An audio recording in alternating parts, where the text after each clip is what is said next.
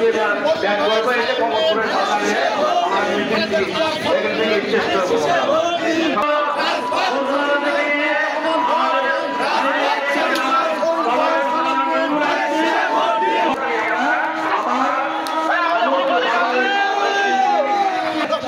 ঘরে ঘরে অরুণ ভাইয়ের সালাম নেন।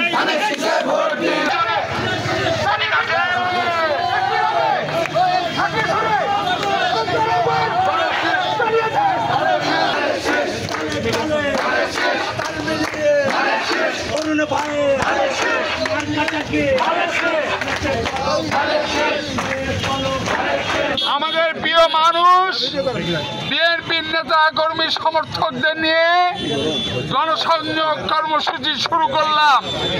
ইনশাআল্লাহ এই মাসের মধ্যেই আমরা মহাজনপুর, গোপালপুর, বাপুর, পালনপুর এবং জতারপুরে গণসংযোগের কাজ শেষ করব। একমাত্র জিয়া পরিবারের কাছেই গণতন্ত্র নিরাপদ, জিয়া পরিবারের কাছেই মানুষের অধিকার নিরাপদ। আমরা আজকে লড়াইয়ের মধ্যে দিয়ে ধানের শীষকে বিজয়ী করে জিয়া পরিবারের হাতে এদেশে রাষ্ট্র ক্ষমতা তুলে দিতে চাই।